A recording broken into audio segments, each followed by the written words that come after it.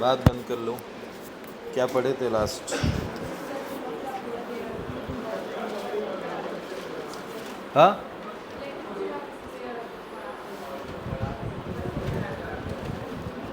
Question कर रहे थे,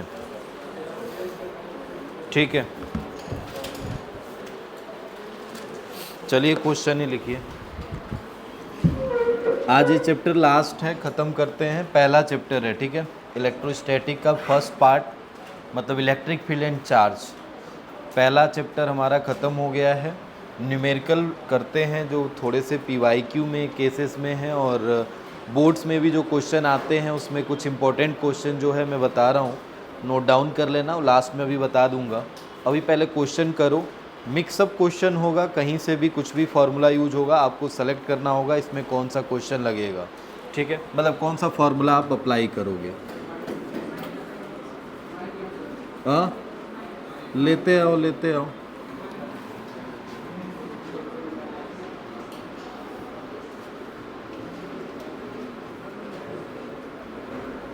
electric field and charge, question number first लिखिएगा। बोल भी रहा हूँ इसमें, जो कोई अगर नहीं यहाँ से लिख रहे हो तो सुन के लिख लेना, कोई दिक्कत नहीं है।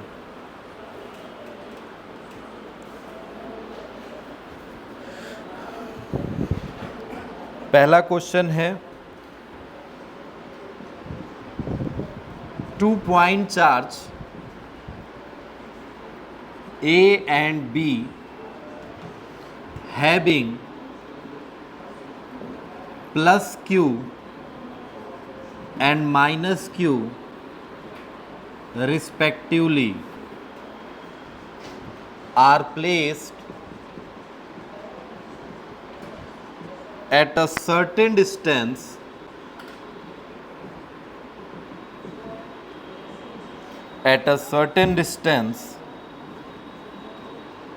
apart,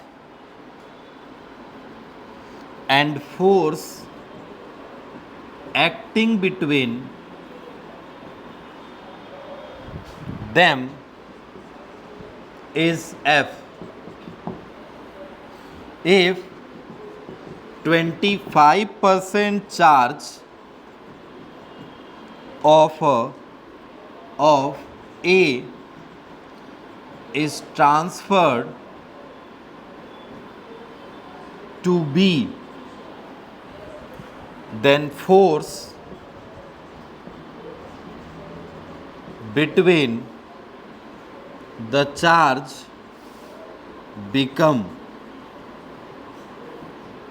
ऑप्शन है 4F/3, F, 9F/16। सॉल्व करिएगा, तुक्का नहीं लगाना है, सॉल्व करके आंसर दीजिएगा। क्वेश्चन का ये जो नीट का है 2019 का, आसान सा क्वेश्चन है, आप खुद देख सकते हो। लाए भाई,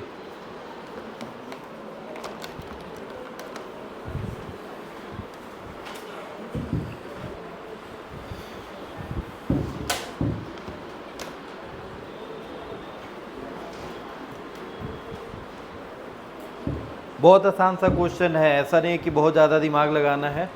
बस 25% दे दिया है, उस परसेंटेज को चेंज कर लीजिएगा। आपको पता है कि 25% मतलब पुराने का 1/4, यही ना। अरे 100/25,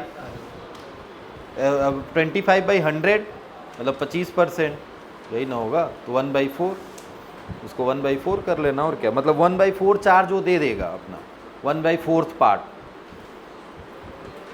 तो दो फोर्सेस है, दोनों फोर्स को कंपेयर कर लो। ये वाला माइक यार लेके चले आए हो, 1 घंटा वो वाला नहीं मिला है,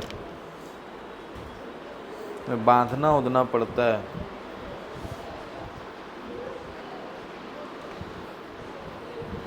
समझ ही में नहीं आ रहा इसका।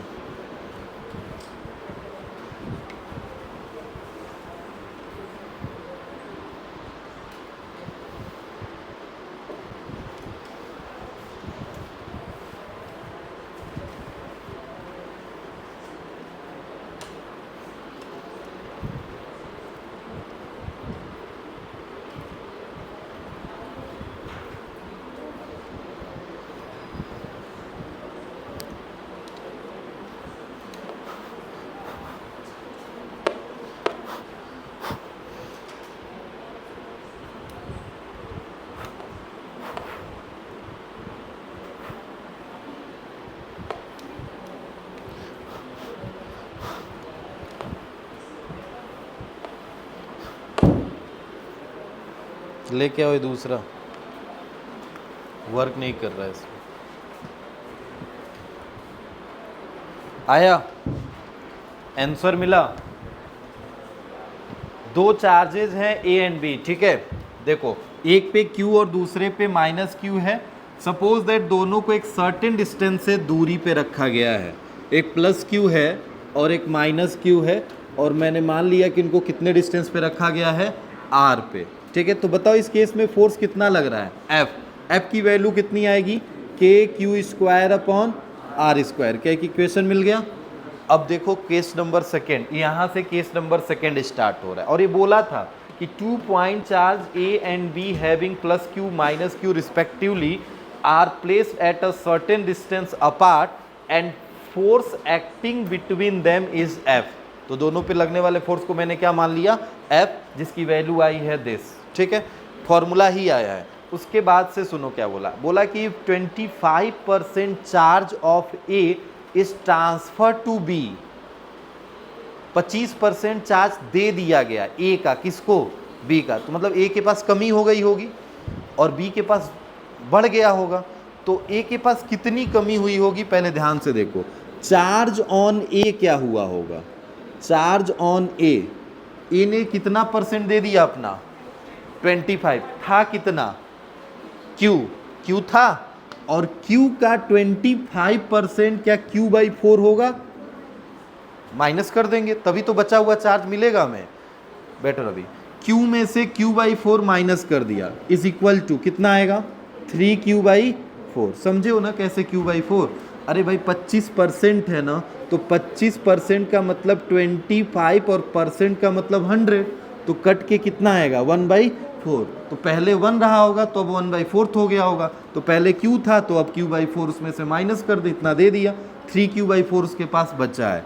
और चार्ज ऑन B कितना हो गया होगा, -Q था इसके पास और Q/4 दिया है, तो Q/4 प्लस हो गया होगा इसमें। तो इसका आंसर क्या, -3Q/4 आएगा। -4Q + Q क्या -3Q/4 होगा। दोनों पे अभी भी सेम चार्ज है मगर वैल्यू बदल गई है। अब बताओ अब फोर्स कितना होगा, F', क्या नया फोर्स मिलेगा। डिस्टेंस अभी भी उनके बीच में वही है, कितना, R का। तो बताओ K चार्ज कितना हो गया, 3Q/4 और 3Q/4, क्या दोनों सेम है तो स्क्वायर कर दें, अपॉन में R²। समझे हो ना। अरे Q1 भी यही है, Q2 भी यही है, तो क्या Q² हो जाएगा, KQ²/R²। तो क्या हम F' की वैल्यू निकालेंगे तो K 3 का स्क्वायर 9, 4 का स्क्वायर 16, Q² अपॉन में कितना लिख देंगे, R²। थोड़ा ध्यान से देखो, F' इज इक्वल टू 9/16 और ये वैल्यू KQ²/R किसके इक्वल है, F के। मतलब नया F' किसके इक्वल हुआ, 9/16 F के इक्वल हो रहा है क्या। मतलब ऑप्शन नंबर सी, ये 9 है, 9F/16। क्लियर है इतनी बात। सॉल्व करिए, नेक्स्ट लिखिए क्वेश्चन।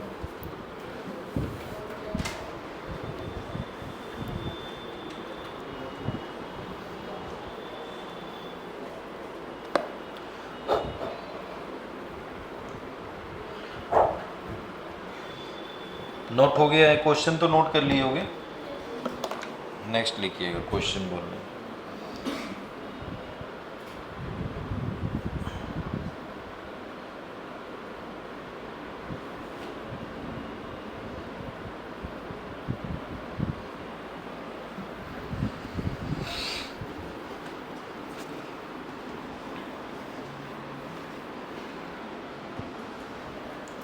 क्वेश्चन है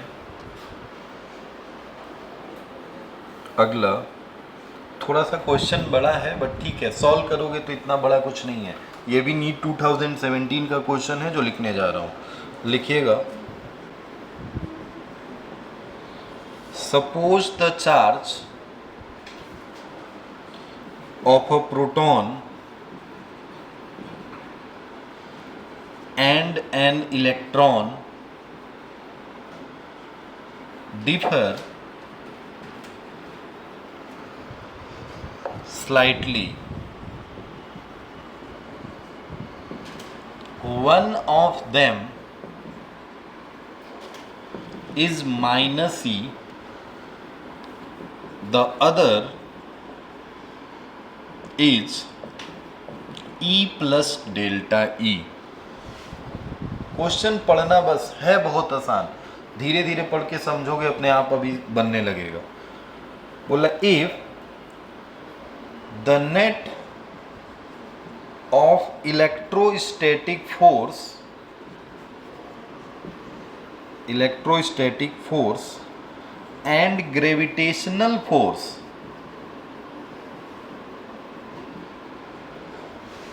between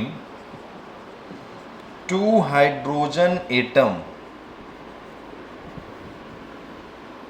placed at a distance d, ठीक है, apart is 0,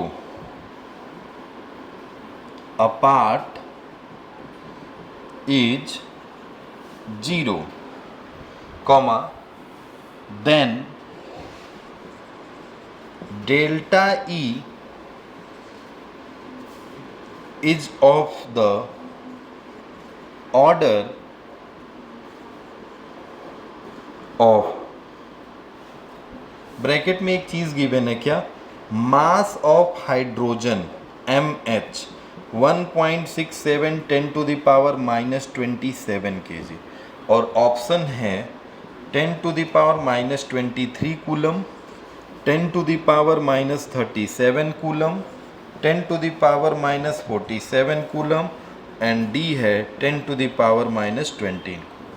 ठीक है, नीट 2017 का क्वेश्चन है, सॉल्व करिए। Distance D apart is 0। ऐसा नहीं क्वेश्चन बहुत बड़ा है सर, ये क्या क्या लिख दिया है, कुछ नहीं है क्वेश्चन में। क्वेश्चन एक बार पढ़ के देख के समझ के देखो।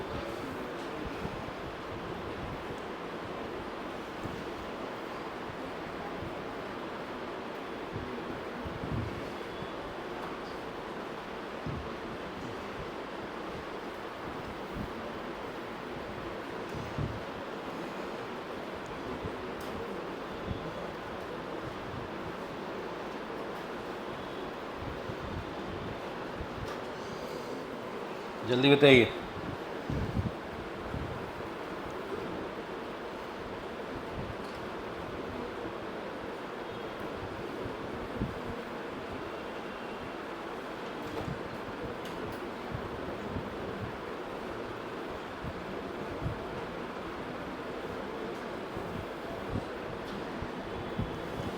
समझ में, पहले क्वेश्चन समझ में आया?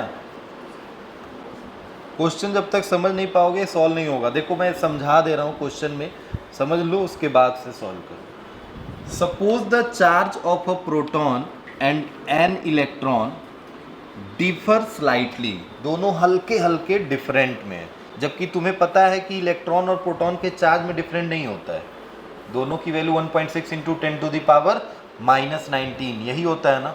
मगर इसने एक पहले से कंडीशन दे दिया कि suppose the charge of a proton and electron differ slightly, हल्का हल्का चेंज है दोनों में। वन ऑफ देम मतलब इलेक्ट्रॉन अगर माइनस ई है तो प्रोटॉन कितने का हो जाएगा, ई प्लस डेल्टा ई का हो जाएगा, उसमें थोड़ी सी वैल्यू जुड़ जाएगी, कितनी, डेल्टा ई की। अब सपोज करो डेल्टा ई जो, जैसे मान लो ये 1.6 into 10 to the power minus 19 है, तो इसमें तुमने कितना जोड़ा, डेल्टा ई जोड़ा, तो delta is the unknown quantity, हमें नहीं पता है डेल्टा ई की वैल्यू क्या है। तो उसने अब फिर उस कंडीशन खत्म करके क्वेश्चन अब दिया है, मतलब एक ये कंडीशन दे दिया, अब क्वेश्चन पूछ रहा है। बोल रहा है if the net of electrostatic force and gravitational force between two hydrogen atom placed at a distance D, दोनों के बीच में डिस्टेंस, हाइड्रोजन एटम है दो और उनके बीच में डिस्टेंस कितना दे दिया है, डी, और उसमें फोर्स लग रहे हैं कौन कौन से, इलेक्ट्रोस्टैटिक एंड ग्रेविटेशनल फोर्स। ठीक है, तो उनके बीच में जो डी है ना, ये डी अपार्ट इज 0, इसका मतलब वो फोर्स जीरो नहीं लग रहा है, बोला डी जो है इतना छोटा डिस्टेंस है कि लगभग जीरो के बराबर है, तो हम उसको जीरो कंसीडर नहीं करेंगे, हम उसको डी ही मानेंगे। अपार्ट इज जीरो मतलब बहुत स्मॉलर साइज है वो, बस उसकी वैल्यू समझ जाना कि बहुत छोटी है, ठीक है। Then delta is of the order of, तो इसका मतलब डेल्टा ई की वैल्यू क्या रही होगी, जिसमें से एक चीज़ ये दिया है मास ऑफ हाइड्रोजन एटम, क्योंकि हमें ग्रेविटेशनल फोर्स निकालने में मास की ज़रूरत पड़ती है, तो मास ऑफ हाइड्रोजन एटम दे दिया है। अब ये होगी, ये होगी, ये होगी या ये होगी, ठीक है। तो देखो मैं कैसे सॉल्व कर रहा हूँ, मैं आपको बोल रहा हूँ। पहले इलेक्ट्रोस्टैटिक फोर्स निकालिए, आइए। पहले तो तुम सुनो, हाइड्रोजन एटम है ना, तो हाइड्रोजन एटम है तो हाइड्रोजन एटम के पास इलेक्ट्रॉन भी होंगे और क्या होंगे, प्रोटॉन। कोई भी मॉलिक्यूल्स है तो हाइड्रोजन के पास एटॉमिक नंबर कितना होता है हाइड्रोजन का, अरे 1 होता है, तो 1 होगा तो क्या उसके पास एक प्रोटॉन होगा और एक इलेक्ट्रॉन होगा, समझ गए। तो एक इलेक्ट्रॉन हो गया और एक टोटल चार्ज निकाल रहे हैं हम हाइड्रोजन एटम पे, क्या निकाल रहे हैं, टोटल चार्ज। बताओ total charge on hydrogen atom कितना आया, माइनस ई, एक इलेक्ट्रॉन और एक प्रोटॉन, क्योंकि इलेक्ट्रॉन माइनस ई और प्रोटॉन को ये लेना, क्या ई से ई कट जाएगा, कितना बच जाएगा, मतलब हाइड्रोजन पे टोटल चार्ज कितना होगा, डेल्टा ई। अब दो हाइड्रोजन एटम डेल्टा ई और डेल्टा ई दोनों को कितने डिस्टेंस से सेपरेट कर दिया, डी से। इस पे कौन कौन सा फोर्स लगेगा, दोनों लगेगा, और दोनों को आपस में इक्वल कर दो, आपस में क्या कर दो, इक्वल कर दो, डी स्क्वायर से डी स्क्वायर कट जाएगा। फॉर्मूला कितना होता है, पहले इलेक्ट्रोस्टैटिक फोर्स निकालो, के डेल्टा ई, क्या डेल्टा ई का स्क्वायर हो जाएगा अपॉन डिस्टेंस कितना हो गया, डी स्क्वायर। इलेक्ट्रोस्टैटिक मिल गया। ग्रेविटेशनल में आओ, ग्रेविटेशनल में आओगे तो जी ग्रेविटेशनल कांस्टेंट फोर्स अब निकालना है, तो मास of hydrogen, mass of hydrogen, ध्यान से देखो ये भी हाइड्रोजन एटम है, ये भी हाइड्रोजन एटम है, तो क्या मास ऑफ हाइड्रोजन एटम का स्क्वायर हो जाएगा, समझ रहे हो ना, अरे m1 m2 होता है, तो डेल्टा ई का मास, डेल्टा ई का मास, दोनों हाइड्रोजन एटम है, तो मास of hydrogen, mass of hydrogen upon में डिस्टेंस का स्क्वायर, क्या यही होगा क्या, इक्वेशन नंबर 2। अब भाई दोनों फोर्स हैं ये, तो क्या दोनों को इक्वेट कर दोगे, दोनों को इक्वेट कर दोगे, एक इलेक्ट्रोस्टैटिक फोर्स है और एक ग्रेविटेशनल फोर्स है, दोनों इक्वल अमाउंट में है, दोनों की वैल्यू को अगर इक्वल करें तो K delta E square upon D square is equal to capital G M H का स्क्वायर अपॉन में डी स्क्वायर, क्या यही होगा ना। थोड़ा ध्यान से देखो, डी स्क्वायर से डी स्क्वायर कैंसल आउट हो गया, सारी वैल्यू आओ रख देते हैं। हमें किसकी वैल्यू निकालनी है, डेल्टा ई स्क्वायर की निकालनी है, इसी को यहीं छोड़ दो, बाकी सबको इधर उठा के रख दो, के इधर आ जाएगा, कैपिटल जी एम एच का स्क्वायर अपॉन में के, यही होगा ना, क्लियर है, ठीक है। अब बताओ थोड़ा, कैपिटल जी की वैल्यू, हाँ 10 to the power minus mass of hydrogen atom दिया है क्या 1.67, 10 टू द पावर माइनस 27, और उसका क्या अपॉन में, हो गया, ठीक है। अब सुनो, डेल्टा ई का स्क्वायर हमें बस ऑर्डर में बताना है, देखो इसीलिए उसने क्वेश्चन में चालाकी की, बहुत ज़्यादा कैलकुलेशन नहीं करना है, हमें बस 10 के पावर का ऑर्डर चेक करना है, और 10 के पावर का ऑर्डर या तो ये या तो ये या तो ये आएगा, इन्हीं में से कोई, केवल 10 के पावर को कैलकुलेट करें, नंबर को छोड़ दें।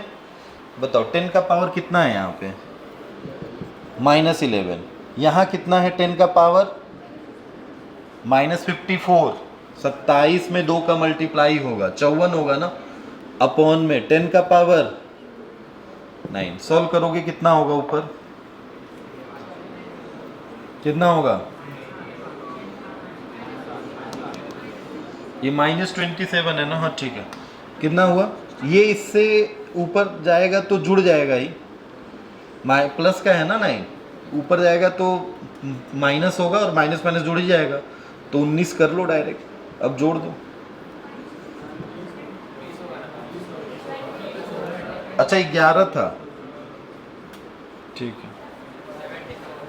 है नहीं तो उसका आधा, क्योंकि स्क्वायर चल रहा है यहाँ। अरे ये भी देखो इधर क्या चल रहा है, देन 10 का पावर कितना, -74, कितना आएगा अप्रोक्स 37। ऑप्शन नंबर बी यही आंसर है। इन ऑर्डर ऑफ पूछा था, इसीलिए नंबर्स के कैलकुलेशन से कोई मतलब नहीं था, बस हमें 10 के पावर का कैलकुलेशन चाहिए था।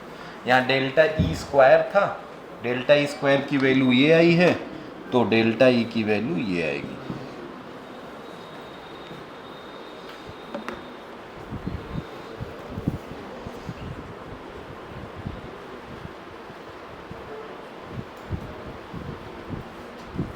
क्वेश्चन मिटा दे रहे हैं, सॉल्यूशन बस देखो, तब तक क्वेश्चन लिख रहे हैं आप नोट करिए।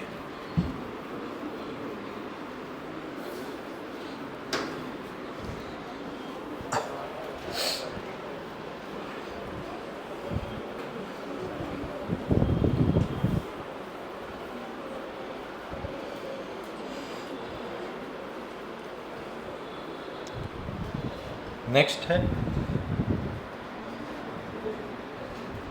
अ चार्ज क्यू, बात नहीं,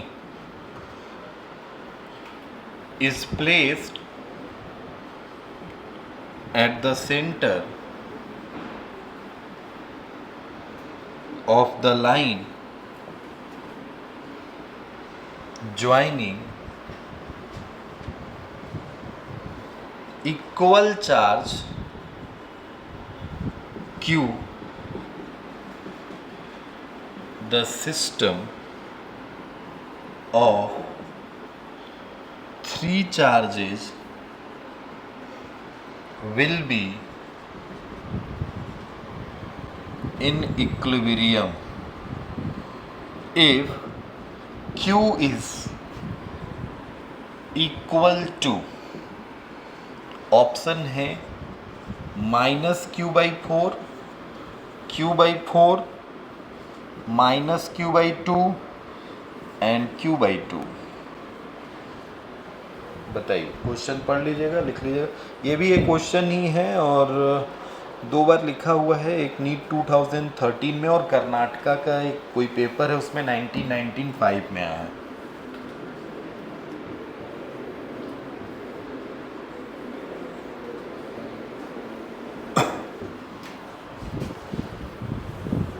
बात नहीं, सॉल्व करो, क्वेश्चन बहुत आसान है।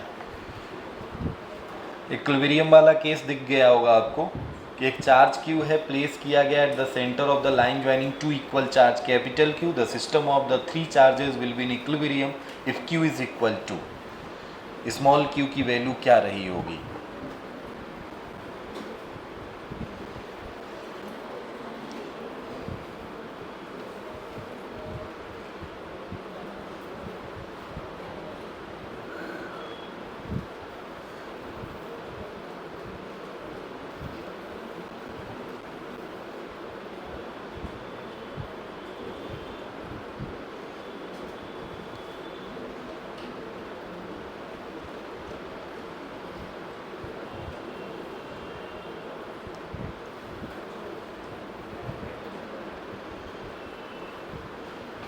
आया?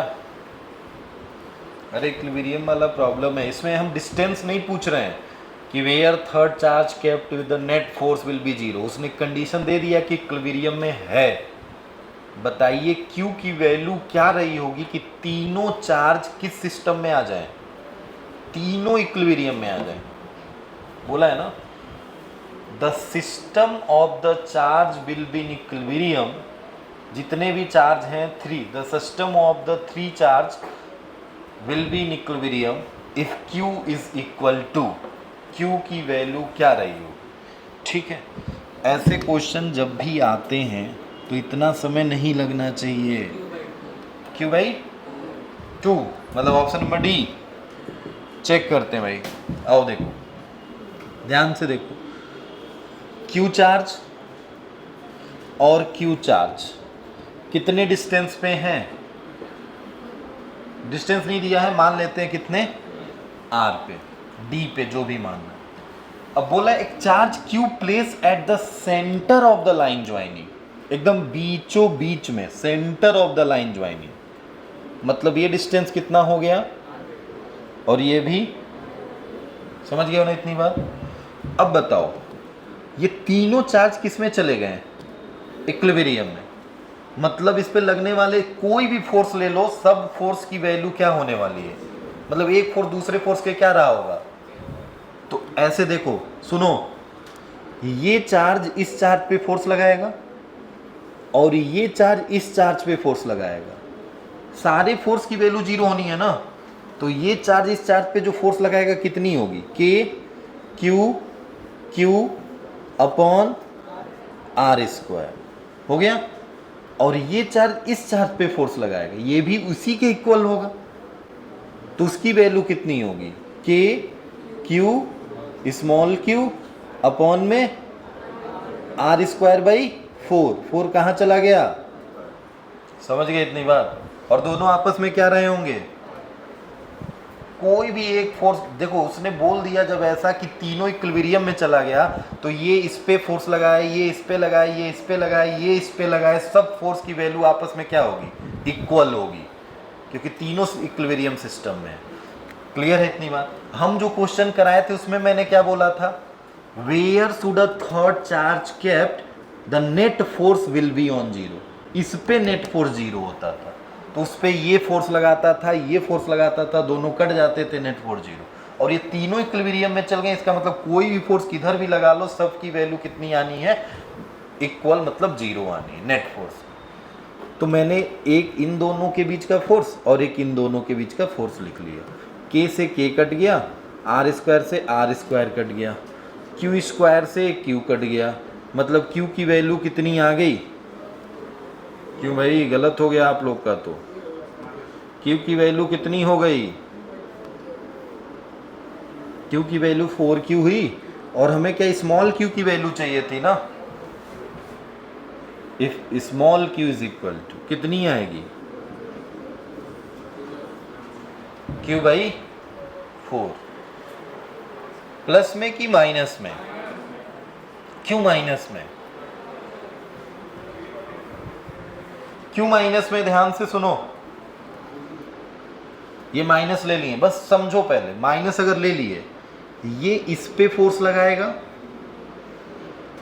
अपनी तरफ, और ये इस पे फोर्स लगाएगा अपनी तरफ, क्या कट गए, इक्विलिब्रियम में हुआ।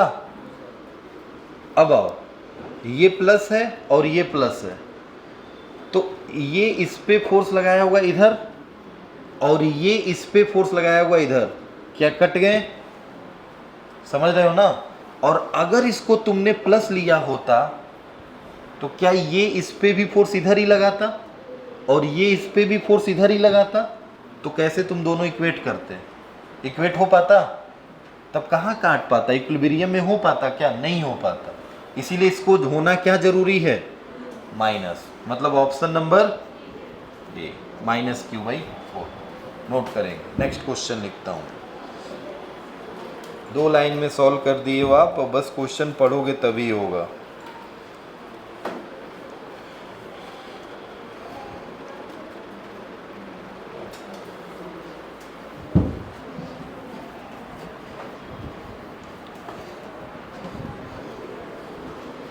नेक्स्ट है the given figure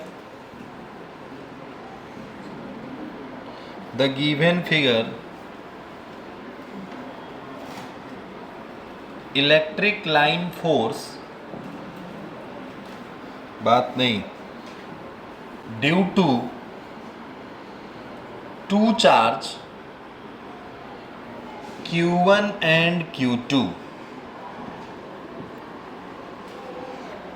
what are the sign of the two charge,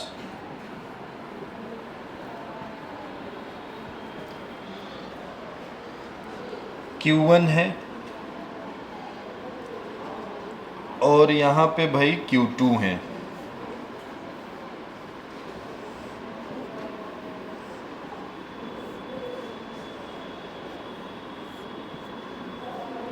ये भी आया वो क्वेश्चन है, या ट्रिपली का क्वेश्चन है, पुराना क्वेश्चन है।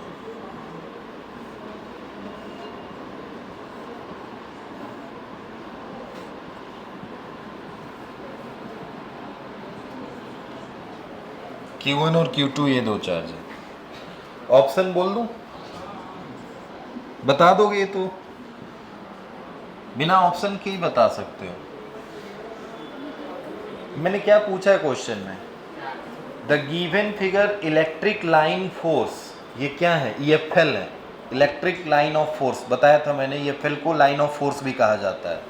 तो बोला है electric line force due to two charges Q1 and Q2, what are the sign of the two charge. दोनों निगेटिव ही होंगे, क्योंकि इलेक्ट्रिक फील्ड किस चार्ज में इंटर करती है, और दोनों में इंटर ही तो कर रही है, समझ रहे हो। तो both are negative. Option number इसमें है जो कि हमारे ख्याल से सी था।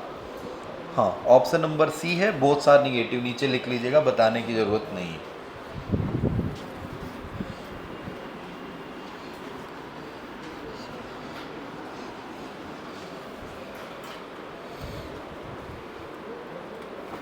नेक्स्ट लिखिएगा, नीट 2010 का एक क्वेश्चन देखो कितना आसान आया है, आप खुद देख लीजिए। क्वेश्चन लिख रहे हैं, आप डायरेक्ट आंसर बताएंगे ऑप्शन देख के। मैं कुछ बताने वाला नहीं हूँ, क्वेश्चन बस लिख रहा हूँ। A square surface of side L, small नहीं कैपिटल L है, L metre, in the plane of a paper is placed in a uniform electric field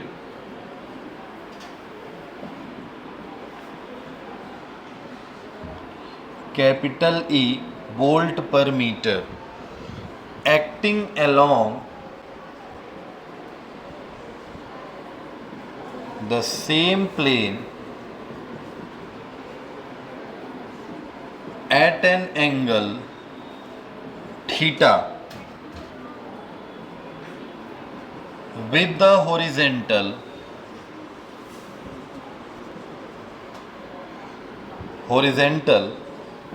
side of the square as shown in a figure. The electric flux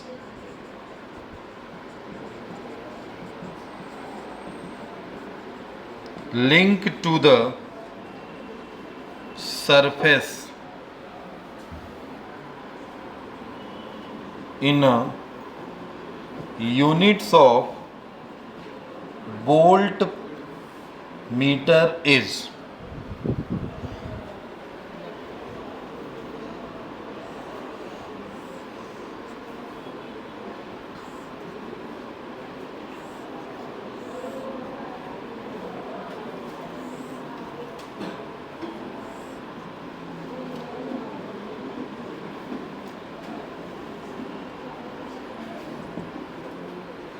बात बंद कर लो और question solve करके बताओ कितना आ रहा है answer. EL square cos theta, EL square sine theta and 0।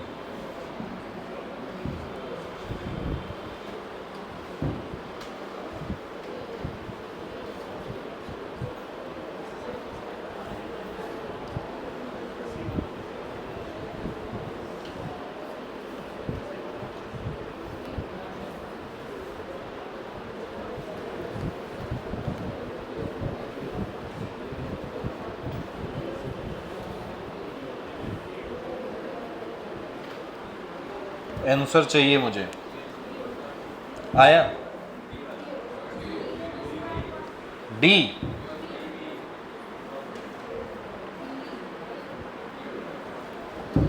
D check कर लेते हैं। अरे ए बी सी डी में से कौन सा? यही यही। कितने लोग बोल रहे हैं? हाथ ऊपर करो।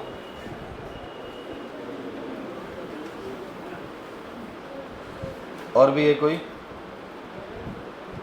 नहीं। इसका मतलब बाकी बी बोल रहे थे। हाँ, बी। ठीक, चेक करते हैं। क्वेश्चन है हमारा 13।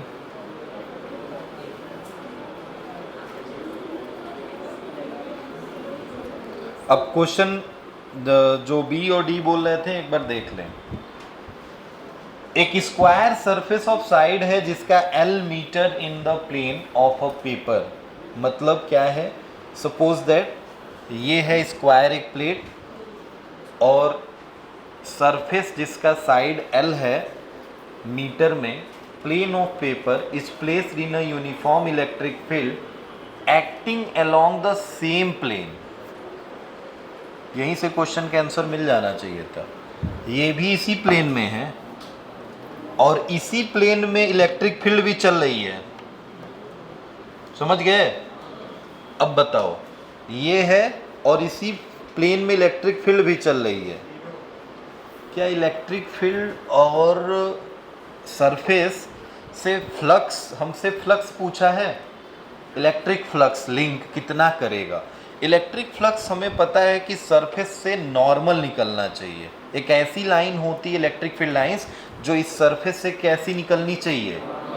अगर सपोज करो ये ऐसे रखा है तो इससे ऐसे ग्रेज करके नहीं जाना चाहिए। याद होगा मैंने एक क्वेश्चन क्यूब वाला बताया था जिसमें 3 सरफेस पे ग्रेज हो जा रहा था।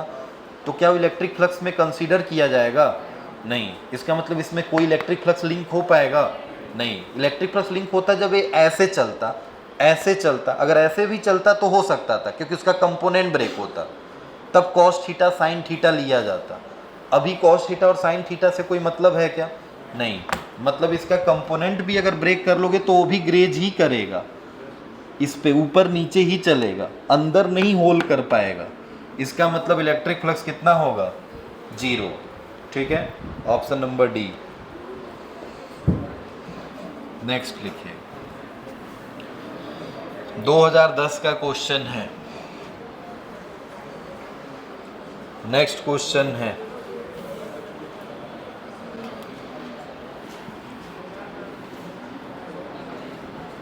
3 point charge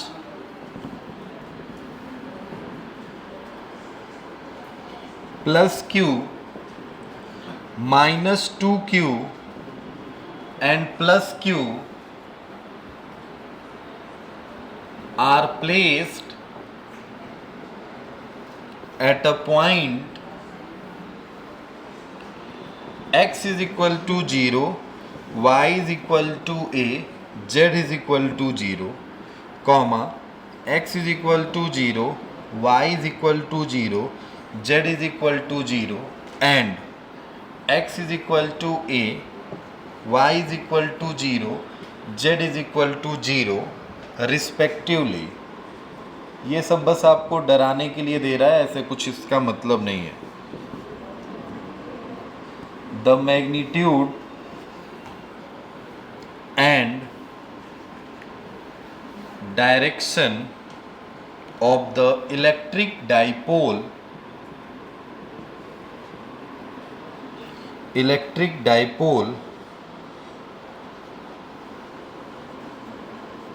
dipole moment vector of this charge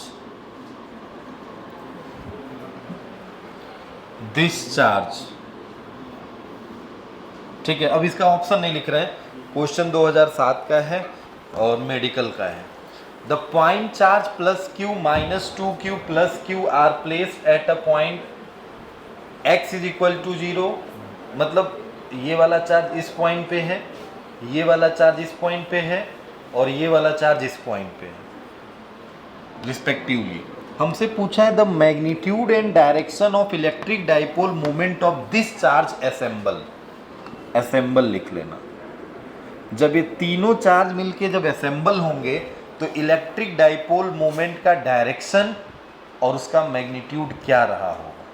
option थोड़े बड़े बड़े हैं, लिखा होगा कि ये इस डायरेक्शन में, इस डायरेक्शन, तो तुम निकाल लो, कैलकुलेट कर लो, अपने आप ऑप्शन मिल जाएगा। डाइपोल मोमेंट तुम्हें निकालना आता है।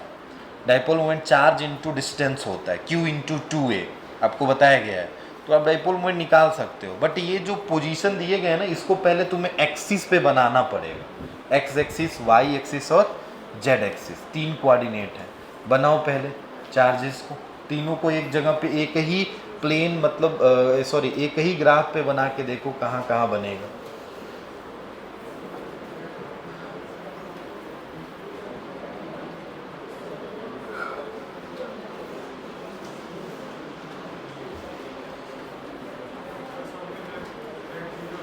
हाँ, ये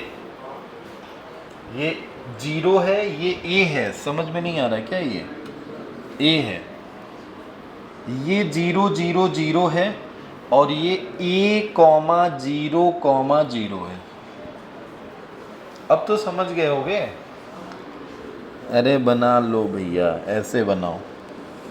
देखो पहले प्लस Q वाला चार्ज कहाँ रखें? X 0 होगा, Y कहाँ है? E, मतलब कहीं यहाँ रहा होगा।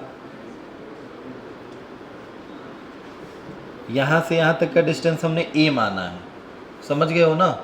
ये डिस्टेंस कितना लिए हैं? A। अब -2Q वाला 0 0 0 क्या ओरिजिन हो गया? अरे भाई -2Q ओरिजिन पे है, 0, 0, 0। आओ प्लस Q वाले पे आओ। प्लस Q x की वैल्यू है, बाकी सब, तो इसका मतलब x एक्सिस पे होगा।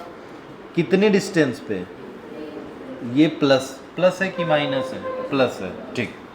अब सुनो थोड़ा ध्यान से, हमसे पूछा है, देखो ये 3 चार्ज मिलके एक डाइपोल बनाएंगे, एक नहीं 2 डाइपोल, और उन दोनों डाइपोल की वजह से, क्योंकि dipole is the vector, dipole moment एक वेक्टर क्वांटिटी है, तो उसका नेट आएगा। उस नेट की वैल्यू क्या होगी और रिजल्टेंट का डायरेक्शन क्या होगा, 2 चीज बतानी है। तो ध्यान से सुनो, थोड़ा ध्यान से। ये मैं मिटा दे रहा हूं, कोई मतलब है इससे? नहीं, इधर तो कुछ था ही नहीं, ये ओरिजिन पे हो गया।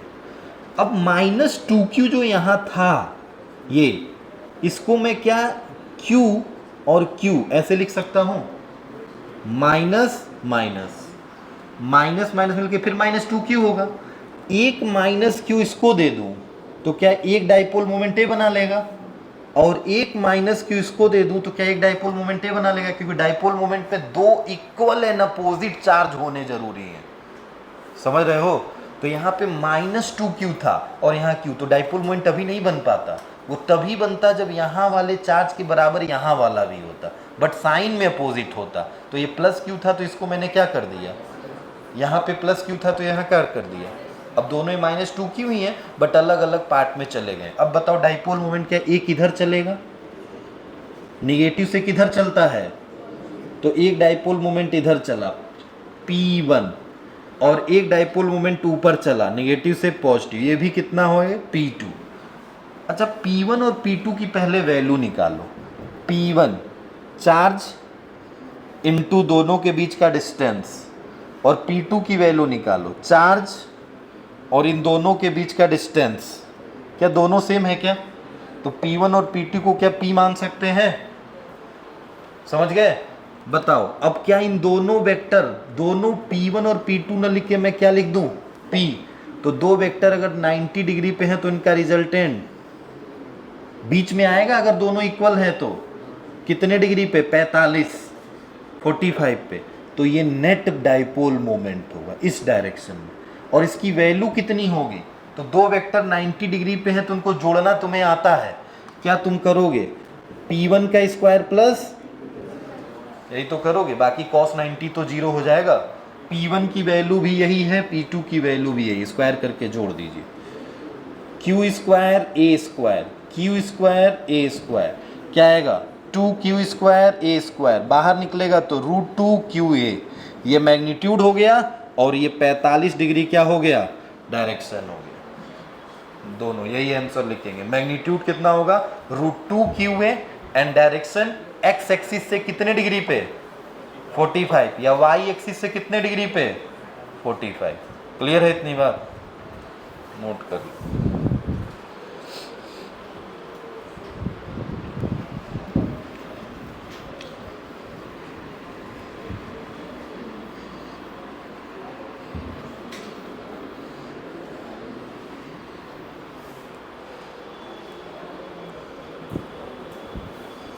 एक और करा दें? हाँ ठीक है कर लो। तो हाँ क्यों बोले हो? नाम में हाँ छुपा है तुम्हारे, करो फिर। हाँ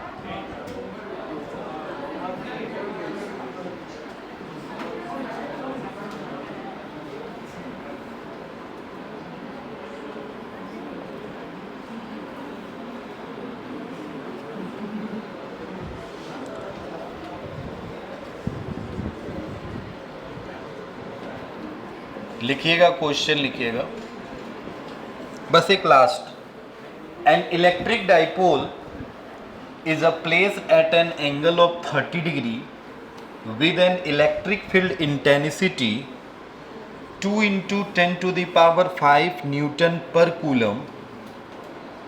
It experience a torque equal to 4 Newton meter. The charge on the dipole,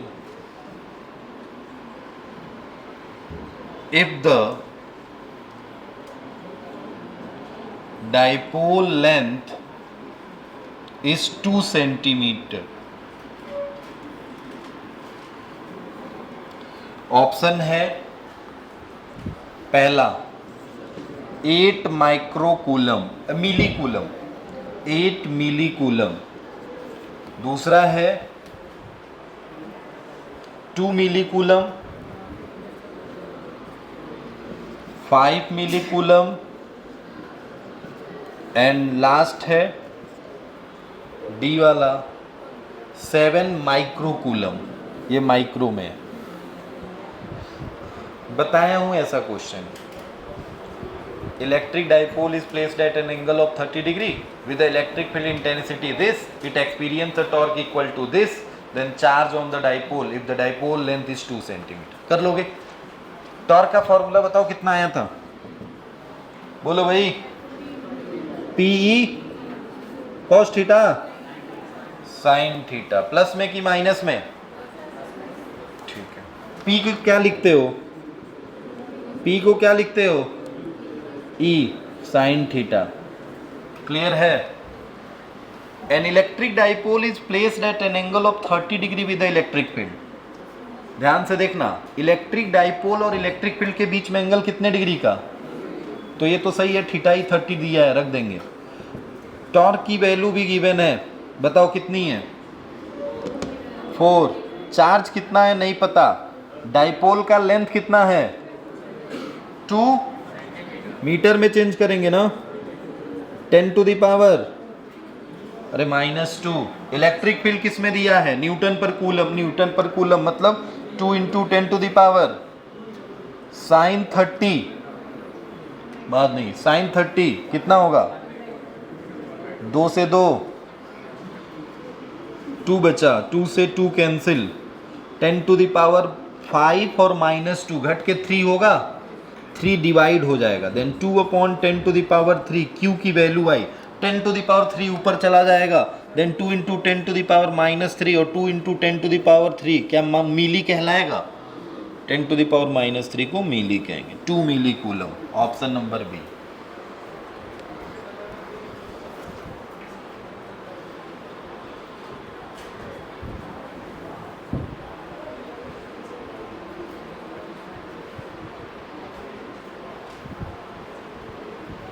हो गया?